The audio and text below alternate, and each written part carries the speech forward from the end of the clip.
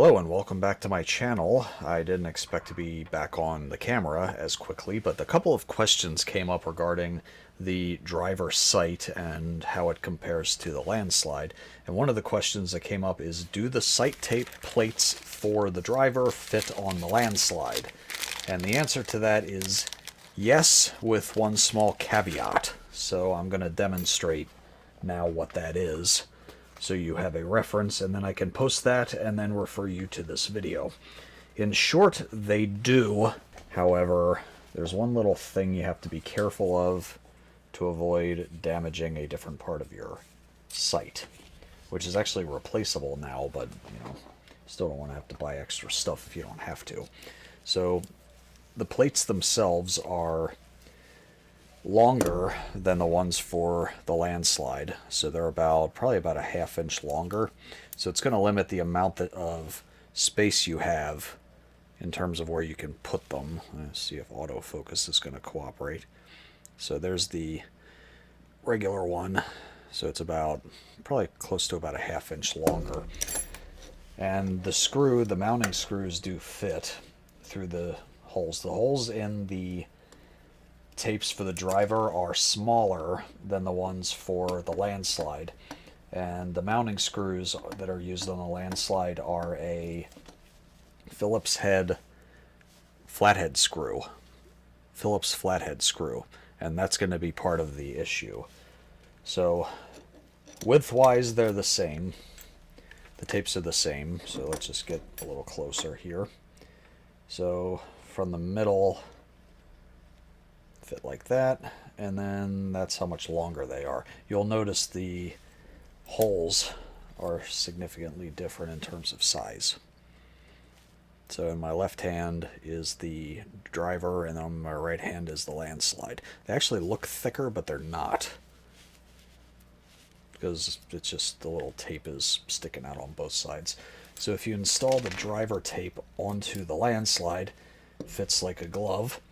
The mounting holes are lined up properly so that you have some up and down adjustment for that.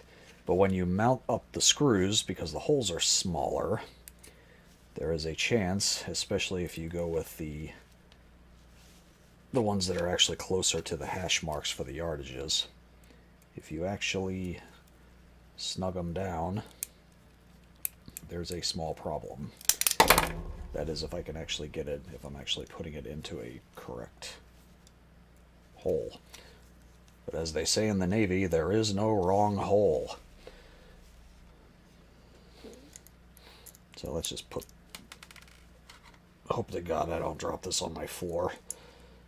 So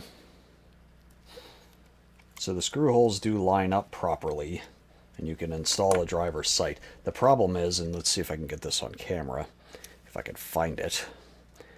The problem is, because those holes are smaller, those flathead screws aren't able to countersink into the tape and then sit down as far as they need to.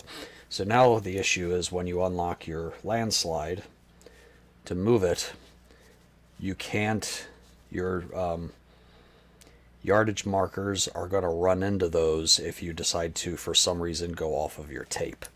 See? And then same thing for up top, if you have enough travel to go up top. So the top one probably isn't a problem unless you move it, you end up moving it down further.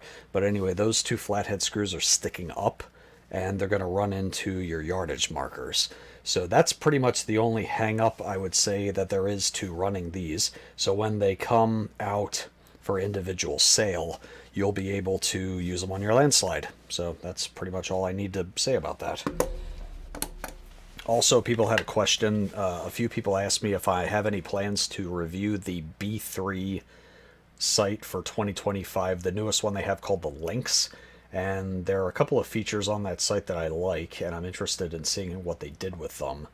That sight light setup on it looks like an old school camera flash, so I don't know if I'm super enthusiastic about that, but the sight itself having circular metal sight tapes to use on the wheel on the one side and then metal sight tapes on the other side, That's intriguing to me, so I think I'm probably going to order one of those and give it a look.